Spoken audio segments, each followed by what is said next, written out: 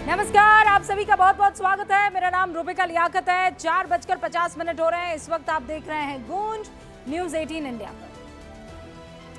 Budget सत्र शुरू हुए 8 दिन हो गए। कायदे से मुझे आप लोगों को कहना चाहिए था, मतलब जो शब्दावली और जिन शब्दों का चयन होना चाहिए था वो कुछ इस तरीके से होना चाहिए था कि संसद चल रही है, चर्चा हो रही है, विपक्ष के सवाल पर सरकार जवाब दे रही है।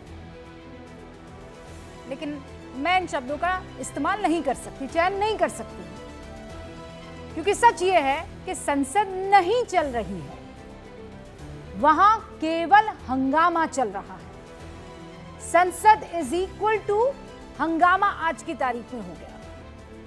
पीएम लोकसभा में तो अपनी बात रख ही नहीं पाए थे, लेकिन गुरुवार को जब राज्यसभा में उन्होंने अपनी बात रखी तो 96 मिनट के भाषण में अपनी सरकार की उपलब्धियां, विपक्ष के सवालों का जवाब, और जब उन्होंने बोलना शुरू किया तो भारत के भूत, भविष्य और वर्तमान सबकी स्थिति साफ कर दी।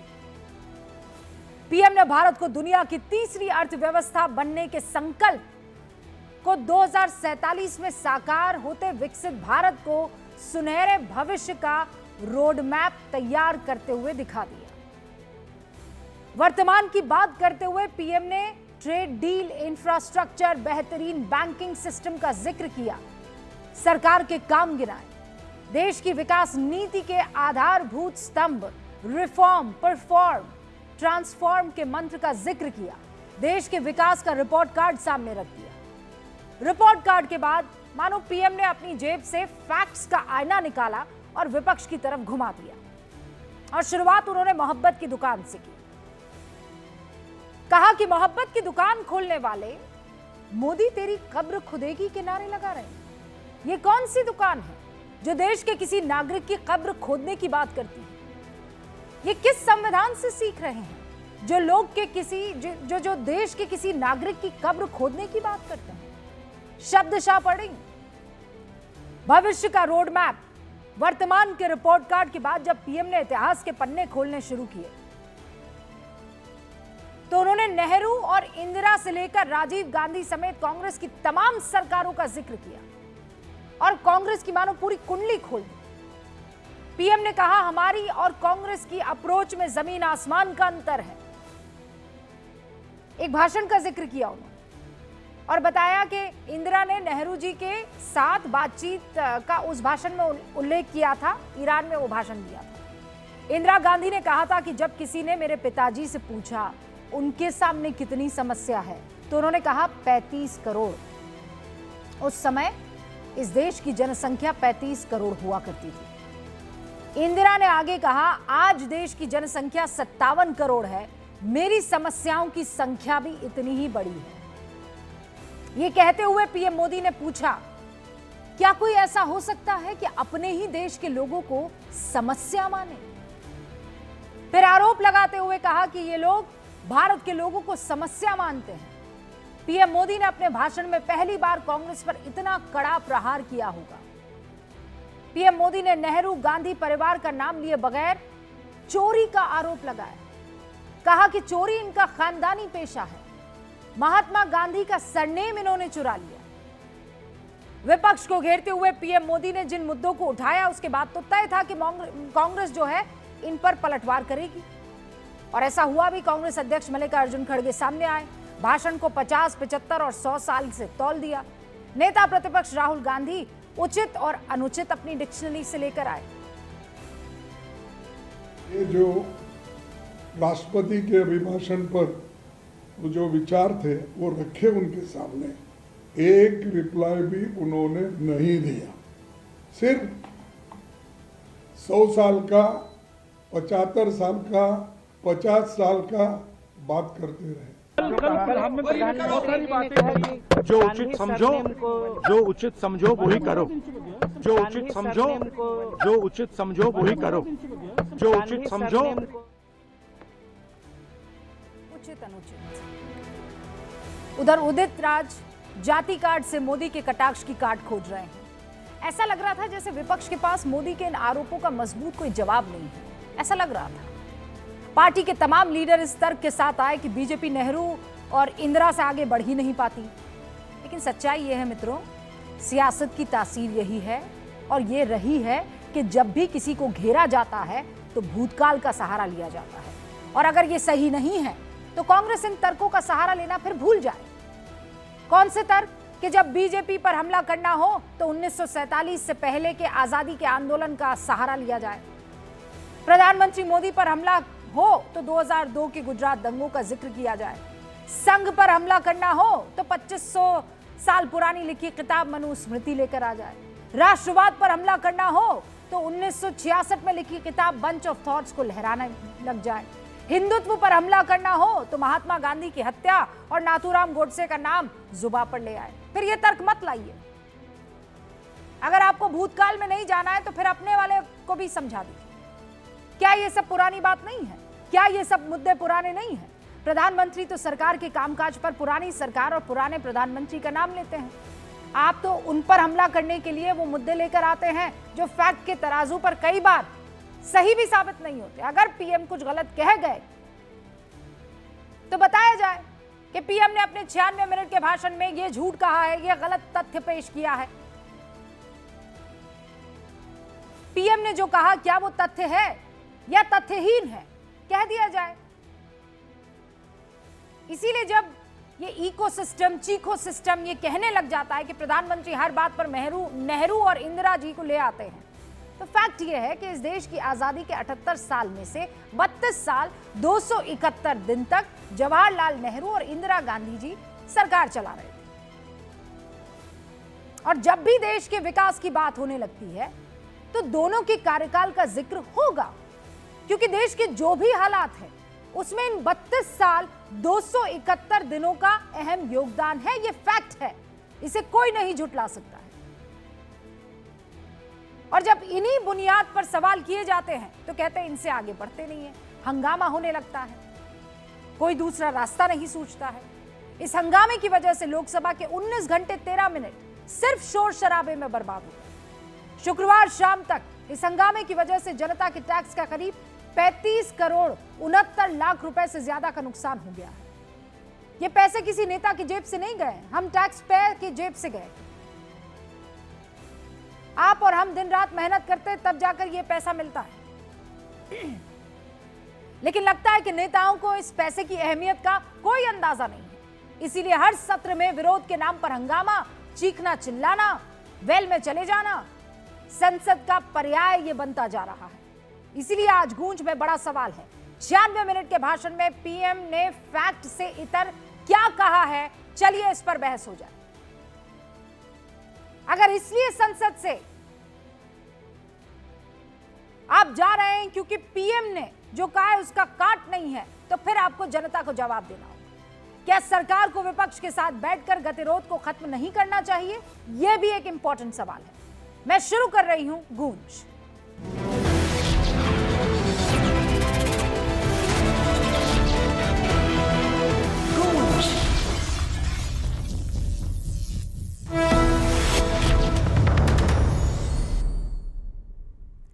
सारे खास मेहमान हमारे साथ जुड़ चुके हैं। भारतीय जनता पार्टी की राष्ट्रीय प्रवक्ता शाजिया इल्मी हमारे साथ जुड़ चुकी हैं, समाजवादी पार्टी के राष्ट्रीय प्रवक्ता अजीज खान साहब, कांग्रेस समर्थक और गांधी परिवार को करीब से जानने वाले तहसीन पूनावाला, राष्ट्रीय लोक मोर्चा के राष्ट्रीय प्रवक्ता Arvind Kumar Vajpayee ji, Sonia a biography 24 Akbar road, leaders, politicians, citizens के लेखक और वरिष्ठ पत्रकार राशिद किदवई साहब भी हमारे साथ जुड़ चुके हैं। अमर उजाला, सीएनबीसी, आवाज और दैनिक जागरण जैसी कई संस्थाओं में लंबे वक्त तक काम कर चुके पत्रकार हर्षवर्धन त्रिपाठी जी भी आपसे कुछ ही देर में हमारे साथ जुड़ने वाले हैं। आप सभी का बहुत बहुत स्वागत है। शुरुआत तहसीन आपसे कर रही हूँ। सबसे पहले तो मैं ये जानना चाहती हूँ कि अम्मी की तबीयत कैसी है? Thank you Rubika ji, operation हो गया, अब she is recovering, thank you so much. Allah का शुक्र है। अब जरा मुझे ये बताइए आपकी पार्टी की तबीयत कैसी है? पार्टी की तबीयत ठीक वैसी है जैसे देश के पार्लियामेंट की तबीयत है। आदरणीय प्रधानमंत्री देना चाहते, ना पार्लियामेंट को, ना आदरणीय प्रधानमंत्री विपक्ष को बोलने देना चाहते। इसलिए आदरणीय स्पीकर ने कोई बात की और बहुत गंभीर बात की। और रूबिका जी, मैं आपसे बिल्कुल इत्तेफाक रखता हूँ कि इतना पैसा 35-36 करोड़ खर्च हो गया अब तक पार्लियामेंट में, और हम सबकी अपेक्षा थी, छोड़ दीजिए मैं कांग्रेस को वोट करता हूँ, शायद कोई और बीजेपी को वोट करता, कि हमारे आदरणीय वजीर आजम आकर हमको संबोधित करे कम से कम लोकसभा में। पहली बार भारत के इतिहास में हुआ है कि इतने वर्षों के आजादी के बाद एक प्रधानमंत्री लोकसभा में नहीं बोल पाए। क्या है वो सुरक्षा? कहां है? अगर देश की सबसे सुरक्षित बिल्डिंग में प्रधानमंत्री नहीं बोल सकते। अब मैं स्पीकर साहब को बहुत गंभीरता से लेता हूं, 30 सेकंड में अपनी बात समाप्त करता हूं। आदरणीय स्पीकर ओम बिरला जी ने कहा कि आदरणीय प्रधानमंत्री पे हमला हो सकता था और कुछ विपक्ष की महिला सांसद, कांग्रेस की महिला सांसद उन पर अटैक करने वाले थे। ये any attack on the prime minister, physical attack को इम्यूनिटी किसी भी एमपी को नहीं है। इम्यूनिटी आपको बोलने की होती है, अटैक की नहीं होती। अगर मेरे प्रधानमंत्री पे अटैक होने वाला था और ये फिजिकल अटैक है, अकिन टू टेररिस्ट अटैक के बराबर होता है, आप उन एमपीज का नाम दीजिए, उन पर कार्रवाई कीजिए। सूत्रों के हवाले से नहीं, स्पीकर का यह दायित्व बनता है। छोड़ दीजिए मैं कांग्रेस के साथ हूं, मैं अपने स्पीकर के साथ खड़ा रहता अगर मेरे पीएम पर फिजिकल अटैक होता। कैसे पीएम पे फिजिकल अटैक होगा? और स्पीकर क्या कर रहे हैं? अगर उनको पता है कि कोई साजिश हो रही है, पीएम पे अटैक, फिजिकल अटैक पे। और या तो सुरक्षा नहीं है, अमित शाह जी फेल हो गए और राशिद किदवाई जी बता देंगे क्योंकि पार्लियामेंट को वो कवर करते हैं, या तो स्पीकर गलत कह रहे, तीसरा कोई विकल्प हो नहीं सकता। और स्पीकर सही कह रहे तो स्पीकर शुड टेक एक्शन और इन पे कार्रवाई करनी चाहिए। मैं खड़ा हूं आपके साथ। Tehseen Poonawalla, now I will stop you here. जी, हम जी, भी कई दफा डिबेट करते हैं जी, और मैं तो बरसों से डिबेट कर रही हूँ, आप भी डिबेटर रहे हैं और यहाँ पर जितने भी लोग मौजूद हैं उनको भी इस बात का एहसास है। कई बार ऐसा होता है कि आप तुक में समझ जाते हैं कि इससे एक शब्द और बोलने दिया या इससे 5 सेकंड और आगे जाने दिया गया तो हालात खराब हो जाएंगे, पर्सनल अटैक होने लगेंगे और अगर स्टूडियो में होंगे तो जूतम पैजार हो जाएगी। ठीक है, and that is where you just intervene and you stop them. इसका मतलब ये नहीं है कि हमने डेमोक्रेसी का हनन कर दिया, उनके बोलने की आजादी का हनन कर दिया। हमने सिर्फ ऐसा महसूस किया कि ऐसा हो सकता है, इतनी गर्मी है बातचीत में या इस तरीके के हालात बन रहे हैं, so better let's not do it. तो मैं मुझे नहीं पता है कि वहां पर क्या चल रहा था, किसी को नहीं पता है कि क्या चल रहा था, लेकिन जिस तरीके के हालात और आलम बन गए थे, क्या जरूरत थी वहां तमाम सांसदों को जाकर घेरेबंदी करने की? क्या जरूरत थी? मतलब बाकी सारी चीजें समझ में आ ही रही थी ना। मैं अब तक इस स्ट्रैटेजी को नहीं समझ पाई हूं। महिला सांसदों को आगे करके क्या बताने की कोशिश हो रही थी?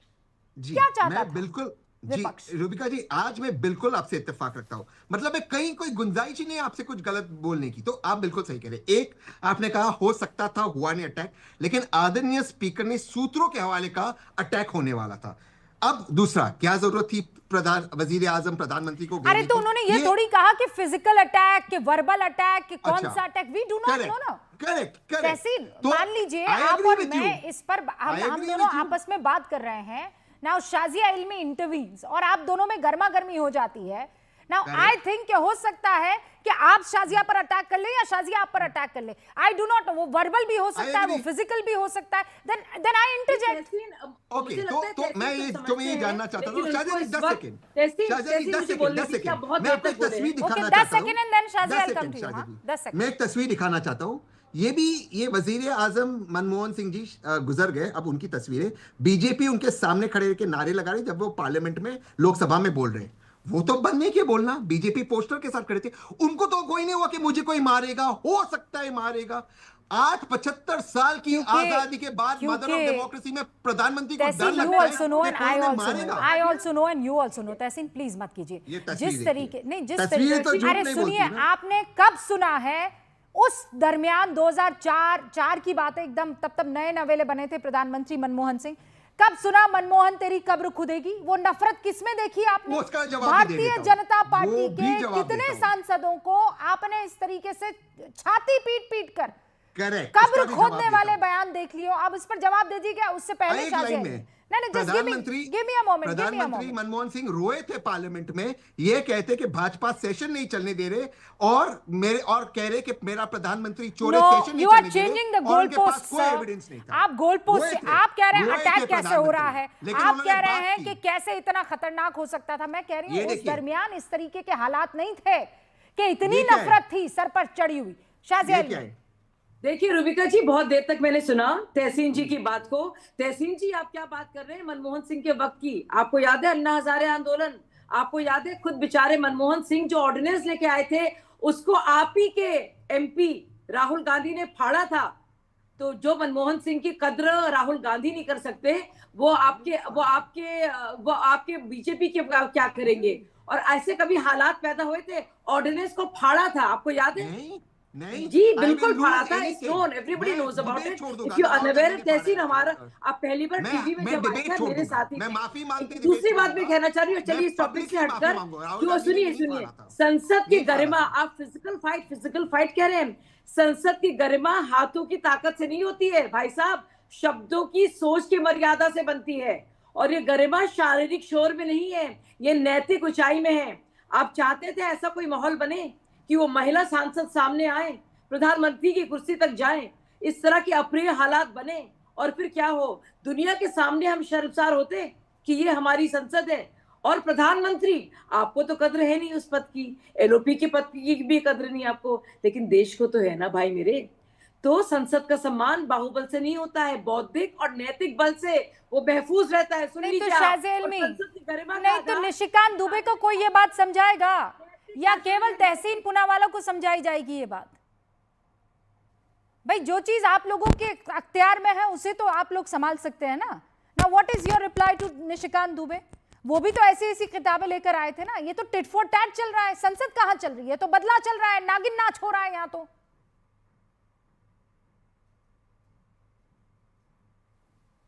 शाज़िया अलमी, अच्छा, तो आप ऐसी किताब को कोट करना चाह रहे हैं जो पब्लिश हुई नहीं है, बल्कि उस किताब को छोड़िए जिसको आप कोट कर रहे हैं उनकी बात को, और जो लेफ्टिनेंट जनरल है नॉर्दर्न कमांड के, जो बाकायदा रिपोर्ट कर रहे थे ट्रूप मूवमेंट पर, बाकायदा जनरल को, नरवणे जी को, उनकी पूरी टेस्टिमनी है। और उसी आर्टिकल में, उसी कैरावान मैगजीन में उसका जिक्र है। सवाल तो मैं तहसीन पूनावाला से पूछ लूंगी, लेकिन जो किताबें यार हिंदुस्तान में बैन है, निशिकांत दुबे भी तो वो किताबें लेकर आए थे ना नेहरू जी और इंदिरा जी पर बोलने के लिए। शाज़िया जी, राहुल गांधी, आप दोनों की तरफ से यही काम तो हो रहा है, कौन लेगा मॉरल हाई ग्राउंड? रूबिका जी, तो रूबिका जी, ये जो किताबें निशिकांत दुबे जी कोट कर रहे थे, ये तो बाकायदा पब्लिश्ड है, तो आप इसमें बड़ा हर्ज हो रहा है। अगर हम लोग उनको आईना दिखा रहे हैं और बता रहे हैं कि, और हम तो सही कर रहे थे, वो आर्टिकल्स नहीं थे, वो कोई एक्सर्प्ट्स नहीं थे, वो कोई अंश नहीं थे, वो अनपब्लिश नहीं थे, वो मेमोइर्स ऐसे नहीं थे जो क्लियर नहीं हुए हैं, वो बाकायदा किताबें हैं, उसमें बाकायदा तथ्य हैं। जब निशिकांत दुबे कर रहे थे तो बड़ा तकलीफ हो रही है आपको, उसको टिट फॉर टैट माना जा रहा है, और आप अपने देश को एम्बैरस करने के लिए जलील कर रहे हैं आप आर्मी को। आप executive, national executive, prime minister के ऑफिस, डिफेंस मिनिस्टर के ऑफिस और आर्मी के बीच में, नहीं, so you stand by Nishikant Dubey, you stand by Nishikant Dubey, है ना? नहीं, फिर वो किताबें कोट करे, ये किताबें कैसे ले आए जो पब्लिश नहीं हुई है? मैं ये कह रही हूँ कि देश को इन चीजों में, चाहे वो राहुल गांधी करे कि निशिकांत दुबे करे, मैं ये स्कोर करने की जगह नहीं है। मतलब पार्लियामेंट तो मुझे नहीं लगता है। राशिद किदवई साहब, जब मतलब राहुल गांधी ने भाषण दिया उसके बाद से हंगामा, और हंगामा रुकने का नाम ही नहीं ले रहा है। मुझे लगता है एक नया प्रेसिडेंट सेट हो गया है कि इससे और कितना नीचे जाया जा सके। देखिए रूबिका, पार्लियामेंट जो है वो मर्यादा और गरिमा के मापदंडों पर चलती है, उसमें एक हाथ से ताली नहीं बजती। जो हम देख रहे हैं उसमें दरअसल काफी समय से जो विपक्ष और सत्ता पक्ष में जो विश्वास और आदर और सम्मान का एक दूसरे के प्रति भाव होना चाहिए, उसका अभाव है। दरअसल ये अरुण जेटली और सुषमा स्वराज दोनों ने ये बात कही थी और खुलेआम अलग ऐलान कहा था कि disruption is very much part and parcel of democratic process. Understand, part and parcel तक तो समझ में आता है रशीद साहब, लेकिन जब आप उसको मेन चीज बना दे, कहाँ काम हो पा रहा है बताइए? मतलब को हिसाब दे दे। अब आप ये कह देना कि ये सरकार का काम है, सरकार का नहीं। मुझे लगता है ये 50-50 है, दोनों को इस बात का ख्याल रखना होगा कि सदन को चलने देना है। अजीज साहब, मैं आपकी टिप्पणी चाहूंगी, और उसके बाद मुझे ये जानकारी मिली है कि कुछ मिसहैप हो गया है, आप ज्यादा देर तक हमारे साथ नहीं टिक पाएंगे, रुक पाएंगे, और इसीलिए आप अपनी बात रख ले पहले। देखिए रूबिका जी, इसमें बहुत लंबी बात नहीं कहनी है। जो कुछ इंसिडेंट मैं देख रहा हूं लगातार पिछले 2-3 दिनों में हो रहा है पार्लियामेंट को लेकर के, और जिस तरह माननीय प्रधानमंत्री जी को बोलना था लोकसभा में, वाकई में ये बहुत दुखद है कि जिस तरह तमाम चीजें निकल करके आई, स्पीकर साहब ने जो सवाल खड़ा किया और जिस तरीके की बातें कही कि माननीय प्रधानमंत्री महोदय के लिए खतरा है, तो ये वाकई में संसद है और जो दुनिया का या यहां तक कह सकते हैं कि इस मुल्क का सबसे सेफेस्ट जगह है। अगर वो उस जगह पर खतरा है तो मुझे लग रहा है कि फिर एक आम जनता और एक आम लोग हर जगह मेरे ख्याल से खतरा महसूस करेंगे। जहां पर इतनी हाई सिक्योरिटी होती है, हाई सिक्योरिटी अलर्ट होता है, उसके बाद इस तरीके की बात आई तो मुझे लग रहा है कि कहीं ना कहीं कुछ ऐसी बात रही कि शायद माननीय मोदी जी शायद बोलना नहीं चाह रहे थे या शायद विपक्ष का जवाब नहीं देना चाह रहे थे, क्योंकि बहुत सारे सवाल खड़े हो गए और वो सवाल नहीं तो राज्यसभा में क्या है, उस सवाल का जवाब सही तरीके से राज्यसभा में कैसे दे दिया अजीज भाई, ये क्या बात है? राज्यसभा में अरे थोड़ी तो अपनी जिम्मेदारी आप लेंगे ना। आपने देखा कि क्या हड़बड़ाहट थी और क्या क्या मुझे अच्छे से याद पड़ता है, आप लोग वही लोग हैं जो मणिपुर पर बोलिए और जब प्रधानमंत्री बोलते हैं तो वॉकआउट कर जाते हैं, फिर आप कहते हैं फला पर बोलिए और फिर उस मुद्दे पर बोलते हैं तो आप लोग नारेबाजी शुरू कर देते हैं। अभिभाषण पर आप जवाब चाह रहे थे और वहां वेल में जाकर तमाम महिला सांसदों को खड़ा कर दिया गया और उसके बाद जब लोकसभा स्पीकर किसी तरह का कोई डिसीजन लेते हैं तो आप कहते हैं ये तो बहुत बड़ी चूक है प्रधानमंत्री को। तो आप चाहते थे कि जो आप लोगों ने स्ट्रैटेजी तय की है वो स्ट्रैटेजी मुकम्मल हो जानी चाहिए थी। लोकसभा स्पीकर ने जो कुछ किया वो गलत किया, आप जो कर रहे हैं वो एकदम सही कर रहे हैं। देखिए विपक्ष का काम है सत्ता पक्ष से सवाल करना और जवाब लेना। अरे सवाल करने का ये मतलब थोड़ी है कि आप जो है सारे रूल्स एंड रेगुलेशंस तोड़ देंगे सर। इस तरह एलिगेशन, अरे रूपका जी बात सुनिए ना मेरी बात, इस तरह एलिगेशन कि साहब विपक्ष हमला कर देगा, वहां की जो महिला सांसद हैं वो हमला कर देंगी, ये मुझे लग रहा है कि ये तर्कविहीन है और ये मुझे लग रहा है ये बहुत उचित नहीं है। ये इतिहास में पहली बार ऐसा हुआ है कि इस तरीके का स्टेटमेंट एक माननीय प्रधानमंत्री जी के लिए दिया गया, जो शायद मुझे लग रहा अभी तक हुआ नहीं और आगे आने वाले वक्त में नहीं होगा। ये वाकई में बहुत चिंता का विषय है। अरे चिंता का विषय ये क्यों नहीं दिख रहा है कि ये मामला यहां तक पहुंचा कैसे सर? मैं कह रही हूं कि आप लोग सब मिलजुल कर एक there something called as respecting the chair, इस बात का ख्याल आप लोग रखने से क्यों अपने आप को दूर कर पाते हैं, मैं ये नहीं समझ रही हूं। हमारे साथ हर्षवर्धन त्रिपाठी जी भी जुड़ चुके हैं। हर्षवर्धन जी, ये अब बात इस बात पर आ गई कि देखिए सदन में प्रधानमंत्री की सुरक्षा में चूक, तो इसके लिए जिम्मेदार भी प्रधानमंत्री हैं, उनकी सिक्योरिटी में रहने वाले तमाम पर्सनल्स ही हैं, अमित शाह हैं। देखिए रूबिका जी, जो सवाल आप कर रही हैं सबसे पहले तो उसकी स्पष्टता होनी बड़ी जरूरी है। एक तो ये कि कभी भी ऐसा नहीं हुआ कि नेता प्रतिपक्ष किसी एक बात पर 2-2 दिन समय मिलने के बाद अड़ा रहे, जिद्दी बालक की तरह व्यवहार करे और उसके बाद उसकी पार्टी कहे कि चूंकि नेता प्रतिपक्ष के तौर पर नहीं बोल पाए इसलिए प्रधानमंत्री जी भी अब बोल पाएंगे या नहीं बोल पाएंगे, ये ध्वनि आने लगे। ऐसा कभी नहीं हुआ है, मतलब संसद के इतिहास में कभी ऐसा हुआ ही नहीं। नंबर 2 ये जो 2004 की डॉक्टर मनमोहन सिंह जी की घटना का जिक्र किया जाता है, संसद में लोग आए, वेल में खूब कूदे, कागज फाड़े गए, लेकिन कभी प्राइम मिनिस्टर की चेयर की ऐसी घेराबंदी नहीं हुई है। ये हो गई नंबर 2 बात।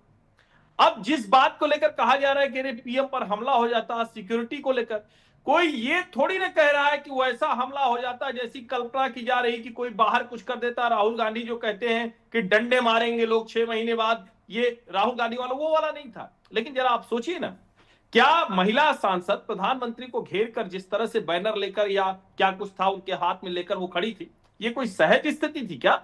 और क्या ऐसा लोकतंत्र में अच्छी स्थिति है क्या?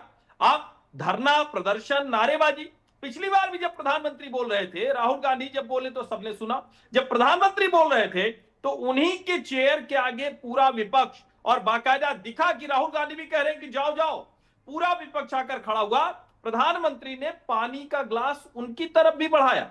और मैं फिर कह रहा हूं, ये बेहद शर्मनाक है और इसका बचाव करना और ज्यादा चिंता पैदा करता है। मैं फिर कह रहा हूं कि सत्ता पक्ष और विपक्ष दोनों को ठीक करना पड़ेगा। मैं इसके पक्ष में हूं कि राहुल गांधी को भले वो अनपब्लिश्ड बुक है बोलने देना चाहिए था, उसके बाद उसका जवाब देते, अच्छे से खारिज कर देते। लेकिन क्या राहुल गांधी इस तरह की अकड़, इस तरह की जिद, और फिर मैं कह रहा हूं ये माई वे और हाईवे ये नहीं चल सकता है। लोकतंत्र है, गांधी परिवार का सेंस ऑफ एंटाइटलमेंट जो है, जिसकी वजह से उन्होंने रवनीत सिंह बिट्टू को गद्दार कह दिया, वो उसी दिशा की तरफ ले जाता है। ऐसे में आप सोचिए क्या क्या हो सकता है।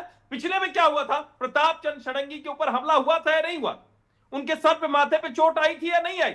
अब उसको कोई कहेगा कैसे गिर गए कैसे नहीं गिरे, लेकिन ये सब दृष्टांत हैं, ये प्रेसिडेंस है हमारे सामने। इसलिए अच्छा हुआ कि प्रधानमंत्री ने उस अपनी स्थिति की तरफ सदन को नहीं ले गए। और देखिए यहाँ पर बात अब आगे निकली ना, उसके बाद ये जो सेंस ऑफ एंटाइटलमेंट की बात तहसीन बार बार हो रही है। मैं आऊं तहसीन, उससे पहले वाजपेयी जी भी हमारे साथ जुड़े हुए हैं। अरविंद जी, कल प्रधानमंत्री नरेंद्र मोदी ने जब राज्यसभा में अपनी बात कही तो उन्होंने बहुत से पन्ने पलटे इतिहास के, और उसके बाद आपने खरगे जी को भी सुना, आपने राहुल गांधी को भी सुना। राहुल गांधी तो उससे ही बाहर नहीं निकल पा रहे हैं कि जो आपको उचित लगे वो कीजिए, जो आपको उचित लगे वो कीजिए। मतलब वो बिल्कुल उस चीज़ की याद दिला रहा था, वोट चोर गद्दी छोड़, उसकी याद दिला रहा था कि आपने रफेल पर, आपको याद होगा, चौकीदार चोर है। फिर आज की तारीख में कह रहे हैं कि जो आपको उचित लगे। He brings out one line and then he sticks to it, उसके बाद वो आगे बढ़ते नहीं हैं। रुबिका जी, कल भी राज्यसभा में जब प्रधानमंत्री जी बोल रहे थे तो ये बाइकआउट कर गए थे कांग्रेस के लोग, सारे सब लोग छोड़ के चले गए थे। तो ये तो इनकी आदत का हिस्सा बन गया है ना, शोर शराबा मचाना है, लोकसभा हो राज्यसभा हो दोनों को चलने नहीं देना है। जबकि आपको सबको मालूम है 2.5 लाख रुपए मिनट कॉस्ट करता है, टैक्स पेयर की मनी है, 9 करोड़ रुपया रोज का लगता है, टैक्स पेयर की मनी है। पर वो उनकी स्ट्रेटजी है कि नहीं चलने देंगे, हम किसी कीमत पे नहीं चलने देंगे। ये तो अभी क्लियर हो गया ना कि एलओपी को नहीं बोलने दिया गया, तो इसलिए वो प्रधानमंत्री को भी नहीं बोलने दिया गया। जबकि एलओपी को बोलने के लिए मना किया गया अंडर रूल 349। कौन कस्टोडियन होता है लोकसभा का? स्पीकर और राज्यसभा का डिप्टी स्पीकर। स्पीकर से ज्यादा कौन बेहतर जानेगा कि क्या माहौल है क्या नहीं है। और ये जो कह रहे हैं कि भी एसपीजी है और ये है और वो है, कोई जब दरवाजे बंद हो जाते हैं तो कोई एसपीजी अंदर नहीं आती है, कोई सिक्योरिटी अंदर नहीं आती है। और सारंगी साहब का एग्जाम्पल बिल्कुल सही दिया, उनके माथे पे चोटें आई थी। तो ये तो हो चुका है। और अगर ऐसी परिस्थिति में लोकसभा स्पीकर ने ये सजेस्ट किया कि आप मत आइए, तो उसको भी ये बिल्कुल अग्री नहीं कर रहे हैं। बल इनको वो तो क्या बताऊं भाई, उनको कंडेम कर रहा है। मेरी एक बात सुनिए ना, तहसीन भाई को और कांग्रेस को, तहसीन को छोड़िए, कांग्रेस को कंडेम करना चाहिए कि नहीं जी नहीं, इस तरह के कोई हालात बनने का मतलब नहीं होता। हम देखते हैं कैसे इस तरह की बात नहीं होगी। और प्रधानमंत्री को आना चाहिए, बोलना चाहिए। ये तो नहीं कहा उन्होंने ये बात नहीं कही है, बल्कि स्पीकर साहब की जो असेसमेंट है उसको क्वेश्चनिंग कर रहे हैं। हाँ। उसको क्वेश्चनिंग कर रहे हैं कि स्पीकर साहब के उसमें छुप रहे हैं पीछे। मतलब हमें ये नहीं समझ आ रहा, मोहब्बत की दुकान खोलने चले थे, संविधान की दुआई देते हैं, लोकतंत्र की दुआई देते हैं, और प्रधानमंत्री को रोज नई गालियां देते हैं। रशीद साहब, कल भी एक प्रवक्ता सब आए थे यहाँ बैठे आपके और कायर बोल के गए हैं। मैंने ऑब्जेक्शन किया, मैंने कहा ये मत करिए, लेकिन कहाँ मानने वाले लोग हैं। ये तो वो ठीक कहा प्रधानमंत्री जी, 2 किलो रोज गालियां खाता हूँ और वही मेरी डाइट है, ये उन्होंने खुद बताया है। तो हमारा कहना ये है कि लोकतंत्र की मर्यादाओं को तार तार न करिए। ओके, संविधान की रशीद साहब कुछ कहेंगे? तार न करिए, रुकिए ना सर, पार्लियामेंट चलने दीजिए। वाजपेयी जी सुनिए, उसके बाद मैं वापस आता हूं। देखिए रुबिका जी, गूंज प्रोग्राम के देखने वाले दर्शकों को गुमराह करने का प्रयास हो रहा है। लोकसभा में मार्शल होते हैं, मार्शल जो होते हैं वो स्पीकर के डिस्पोजल पे होते हैं। स्पीकर चाहे किसी को भी इविक्ट कर सकता है, मार्शल्स का इस्तेमाल कर सकता है। तो ये तमाम बातें, और जो पूरी सिक्योरिटी उसका मैं खुलासा नहीं करना चाहता। प्रधानमंत्री की सिक्योरिटी मल्टी लेयर होती है। ये कहना कि संसद के दरवाजे बंद हो जाते हैं, एसपीजी नहीं आता, ये सब तथ्यहीन बातें हैं। दूसरी बात, इस देश में एक स्लोगन था और वो याद करिए, गली गली में शोर है, राजीव गांधी चोर है। वो किसने कहा था? और वो क्या अपमानजनक बात नहीं थी? आप 2 किलो इंदिरा गांधी के बारे में क्या बोफोर्स के संदर्भ में थी, बोफोर्स के संदर्भ में थी। वो संदर्भ की मैं बात कर रहा हूँ, वो तो रफाल का भी संदर्भ था। देखिए ये पॉलिटिकल स्लोगन्स होते हैं। क्या कहा सुप्रीम कोर्ट ने? क्या कहा? नहीं, हमारी सरकार के ऊपर कोई भी करप्शन की मिसाल नहीं है। पॉलिटिकल स्लोगन्स पहली होते हैं सरकार है, और आज के प्रोवोकेटिव होते हैं। पहली सरकार है जब से आजादी मिली है रशीद भाई कि इस बार भी सेंट्रल गवर्नमेंट के ऊपर एक भी करप्शन का इल्जाम नहीं है। ये पहली बार हमारे इतिहास में हुआ है। और सरकारें आई लेकिन ये पहली सरकार है मोदी जी की। मैं कह रहा हूँ पॉलिटिकल स्लोगन होते हैं, पॉलिटिकल स्लोगन में जैसे चौकीदार चोर है का नारा लगाया गया था, वो पुअर टेस्ट में था, उसी तरीके से राजीव गांधी को भी चोर का इल्जाम लगाया गया था। ये मोदी नफरत है रशीद भाई, खुले तौर पे ये मोदी नफरत है। वो राजीव गांधी की नफरत थी। और आप क्या चाहते हैं कि मार्शल्स महिला सांसदों को रशीद भाई एक सवाल रशीद भाई आप क्या चाहते थे? जो बात कि शाजिया इल्मी कह रही है ना कि महिला मोदी सांसदों नफरत को है, हटाते। भाई नफरत को आप कैसे तौलते हैं? आपने कहा ये पॉलिटिकल स्लोगन है। आई अंडरस्टैंड कि पॉलिटिकल स्लोगन होते हैं, सामने गली गली में चोर है, हाँ, इनका नेता चोर है, गली गली में शोर है, इनका नेता चोर है, अंडरस्टैंडेबल, ठीक है। चौकीदार चोर है, हमें मालूम है, तब तो किसी ने ये मुद्दा नहीं उठाया था। फिर उसके बाद कहा वोट चोर, किसी ने मुद्दा नहीं उठाया। ये कौन सा पॉलिटिकल नारा है, मोदी तेरी कब्र खुदेगी? बहुत अपमानजनक है और गलत है। उस पर तो लोगों को एक्शन लेना चाहिए, कार्रवाई। पर ये किसने किया? लेना चाहिए। आप कंडेम रुकिए, मैं I am going one by one, इत्मीनान से सुनिए। शाजिया जी बस एक सेकंड रुकिए, मैं आपके पास आ रही हूँ। नहीं रशीद भाई, कोई व्यक्ति नहीं है, कोई व्यक्ति नहीं है। पवन खेड़ा केवल व्यक्ति नहीं है, रणदीप सुरजेवाला केवल व्यक्ति नहीं है। प्लेन के नीचे इन लोगों के सामने वो नारे चल रहे थे, आपको याद है ना? मोदी तेरी कब्र खुदेगी, मोदी तेरी कब्र खुदेगी। देखिए रुबिका, आप इसको प्लीज थोड़ी गंभीरता से लीजिए। गंभीरता से ले रही हूं मैं। नारे लगाने वालों के खिलाफ बिल्कुल कार्रवाई होनी चाहिए, और अगर नहीं हुई तो ये बहुत दुर्भाग्यपूर्ण है। अब मुझे एक बात बताइए आप राशिद साहब, मुझे लगता है कि आपको सामने वाले से किस तरीके से पेश आना है, सामने वाले को कैसे डील करना है, वो आप अपने बड़े, अपने सीनियर से समझते हैं। Tehseen Poonawalla, this question is also for you. पहले 20 सेकंड रशीद साहब बोलेंगे, उसके बाद आप बोल दीजिएगा। जब आप अपने लीडर को, किसी एमपी को ट्रेटर, चोर, गद्दार कहते हुए इन a very very casual way, हाथ में जेब डालकर ये कहते हुए कि देखो देखो देखो ट्रेटर जा रहा है, आप क्या मैसेज दे रहे हैं?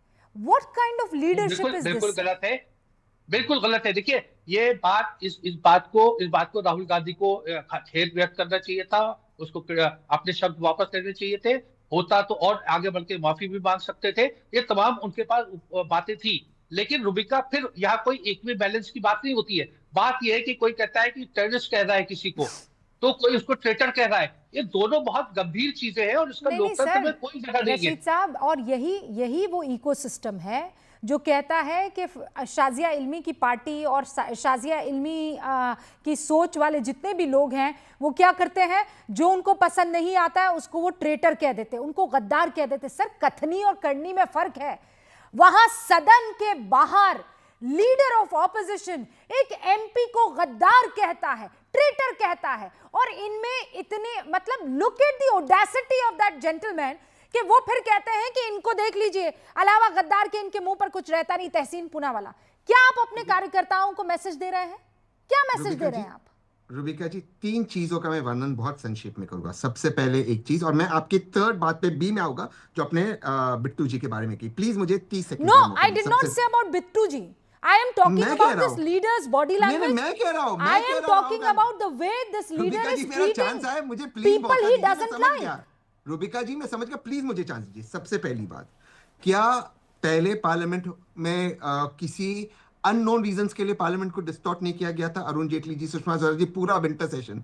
बोफोर्स के बारे में शाजिया कह रही थी, बोफोर्स का एक इंटरव्यू रेडियो पे स्वीडन में आया था। कौन से उनके पास डॉक्यूमेंट्स है? पूरा सेशन उन्होंने खराब किया, विंटर सेशन। 2G के ऊपर क्या निकला? सब इक्विटल निकले। इसके लिए माफी मांगी बीजेपी ने, सुषमा जी और अरुण जेटली जी ने कहा हमारा अधिकार है। दूसरी चीज पे मैं आता हूं, स्पीकर के सारे, माननीय स्पीकर के सारे अटकले के आदरणीय प्रधानमंत्री पे हमले होते। रशीद जी बिल्कुल सही कहते, मार्शल्स होते। मैं खुद कहता हूं अगर प्रधानमंत्री पे अटकले होते, हमले होते, we will not support it. In fact इसकी तुलना आप कह रहे कि रणदीप सुरजेवाला प्लेन के नीचे नारे लगा रहे थे। भाई पार्लियामेंट की बात करो, पार्लियामेंट की बात क्यों आता हूं? मैं कंडेम करता हूं राहुल गांधी जी, मैं कांग्रेस का सपोर्टर, और उनके साथ इर्द गिर्द जो लोग थे, वो नारे नहीं लगने चाहिए। राहुल गांधी जी को भी समझना चाहिए, वो आप 55-56 साल के हो गए, उनके इर्द गिर्द जो लोग हैं, they must be maturity and Gravitas in position. मैं 100% उससे अग्री करता हूं। जो बिट्टू, प्लीज चाचा जी, जो बिट्टू के साथ हुआ गलत हुआ, नो इफ नो बट। मेरे में हिम्मत है कहने की, लेकिन प्राइम मिनिस्टर के साथ कुछ नहीं हुआ। प्राइम मिनिस्टर का कर्तव्य बनता लोकसभा को संबोधित करे, और 75 साल की आजादी के बाद अगर हमारे देश के प्रधानमंत्री हमारे लोकसभा में नहीं बोल सकते क्योंकि स्पीकर अटकलें लगा रहे कि उन पे हमले होते, तो कहीं ना कहीं speaker should resign. Alright Shahzel, 30 second. Motilal Nehru ने कांग्रेस पार्टी छोड़ी, इंदिरा गांधी ने कांग्रेस पार्टी तोड़ी, शरद पवार ने, ममता बनर्जी ने पार्टी छोड़कर नई पार्टी बनाई। तो क्या आज से राहुल गांधी इन चारों को, इंक्लूडिंग मोतीलाल नेहरू जो उनके ग्रेट ग्रैंडफादर है, इंदिरा गांधी जी, शरद पवार और ममता बनर्जी को गद्दार बोलेंगे? मैं सबसे बड़ा सवाल, मैं इत्तेफाक रखता ही नहीं जो राहुल गांधी जी ने बोला, but that does not justify जो प्राइम मिनिस्टर ने किया। Let me speak. Another thing, Bofors की जो बात थी, तहसीन बोफोर्स की बात थी, पूरे देश में ये नारा था। और यहाँ पे स्पीकर जो है is the leader of the house, प्रधानमंत्री भी उसके अधीन होते हैं। मैंने खुद सुना स्पीकर को 6 बार कहते हुए कि आप प्राइमरी सोर्स दिखाइए, ये काफी नहीं है। बट राहुल गांधी इंसिस्टेड, और राहुल गांधी ने जिस तरह से गद्दार शब्द कहा है, मुझे अफसोस होता है क्योंकि कॉलेज का कैंपस है। आप चलिए, आपको अपनी इज्जत नहीं है, आप एलओपी की पद की तो इज्जत करते। और आपने मार्शल्स की बात की कि आप चाहते थे मार्शल्स महिला सांसदों को पकड़ कर ले जाए, वो अच्छा लगता? फीमेल मार्शल्स भी होते हैं। आपको या मुझको अच्छा लगता? वो तहसीन आप खुद सोचिए, मतलब मुझे शर्म आती है। क्या स्ट्रैटेजी है? क्या महिलाओं को सामने कर देंगे, प्रधानमंत्री की चेयर तक ले जाएंगे? 10 सेकंड दीजिए। गरिमा होती है ना। अगर कोई महिला प्रधानमंत्री पे अटैक करे, हमारा कर्तव्य है हमारे प्रधानमंत्री को सुरक्षित देना। अच्छा या बुरा लगने की बात ही नहीं है। अगर कोई कांग्रेस की महिला करती है, प्लीज उनको अरेस्ट कीजिए। अब मेरा सवाल है, speaker should resign. No, arrest कीजिए मतलब क्या होता है? नहीं, अपने लिए, अपने देश के लिए नहीं, अरेस्ट कीजिए। अरे मैं उस पल को सिर्फ आप सोचिए। हाँ हर्षवर्धन जी, सिर्फ ये सोचिए कि किसी तरह से हाथ में वो बकायदा उनके हाथ में प्लकार्ड था, कोई उठाकर प्लकार्ड इस तरफ कर देता या उस तरफ कर देता, या जोर जोर से नारेबाजी करने लगता, और उसके बाद मार्शल्स आ जाते, तो फिर क्या होता, क्या स्थिति बनती? नहीं रूबिका जी, यही होता ही, ऐसा नहीं है कि ये होता या ना, ये तय था कि ये होता, वरना क्या जरूरत थी? प्रधानमंत्री का बोलना तय था, उनका समय तय था, उनकी चेयर के इर्द गिर्द ऐसे घेराबंदी, तो ये तो कोई युद्ध लड़ने जा रहे थे क्या? आपको विरोध प्रदर्शन करना था, अपनी जगह पर खड़े होकर करते। उससे आगे वेल में आ जाते आप, उससे भी आगे आप प्रधानमंत्री की चेयर के सामने काफी हिस्सा होता है, और इस नई वाली संसद में तो बहुत हिस्सा है, वहां जाकर आप खड़े होकर नारे लगाते। लेकिन जिस तरह से सीक्वेंस है, जिस तरह से वो महिला सांसद एक लाइन से खड़ी है, उनकी नीयत ठीक नहीं थी। आप अनुमान लगा सकते हैं, लेकिन भला हुआ कि ऐसी अप्रिय स्थिति देश की संसद में नहीं। और मैं फिर कह रहा हूं, ये हमला मतलब कोई किसी को मार देगा, कोई किसी को ये कर देगा, या कोई बाहर पत्थर चला दे रहा है, ये घटना नहीं। सांसदों ने ऐसी रणनीति बनाई, विपक्षी सांसदों ने, ये ज्यादा बड़ी चिंता की बात है। उस दृश्य की कल्पना करना, मतलब हम लोग जो कह रहे हैं वो नहीं हुआ, ये बड़ा अच्छा है। देखिए, एक श्रीकांत दरगद है जो कह रहे हैं, रूबिका जी मेरा सवाल सिर्फ ये है कि जब राष्ट्रपति के अभिवादन के ऊपर बात करनी थी तो राहुल गांधी क्यों चीन के ऊपर संबोधन रख रहे थे? राहुल गांधी हर बार जो विषय होता है उस पर बात क्यों नहीं करते हैं? ये वो सवाल पूछ रहे हैं। कई ऐसे लोग हैं जो ये कह रहे हैं कि कांग्रेस वहां सदन में रहकर सवाल पूछे, फिर जवाब आए, ना समझ में आए तो दोबारा सवाल पूछे, लेकिन संसद में शोर गुल्ला, ये हमारे टैक्स का पैसा जो है वो बर्बाद हो रहा है। एक मीरुल लूथरा भी ऐसी ही एक बात कह रही हैं, और बीना तलसी करके हैं, वो भी यही बातें कह रही हैं। कुल मिलाकर दर्शक देख रहे हैं और उनको ये बात पसंद नहीं आ रही है कि संसद में उनका वक्त जाया हो रहा है। मुझे तो वक्त इतनी इजाजत दे रहा है, और हमारी बहस देखिए कितनी शानदार थी। मतलब तमाम सांसद शायद गूंज से ही सीख ले कि अपनी कड़वी से कड़वी बात कहनी है, कह दीजिए मर्यादा में रहते हुए, सीखेंगे बात। बहुत बहुत शुक्रिया आप सभी का हमारे साथ जुड़ने के लिए। देखते रहिए न्यूज़ 18।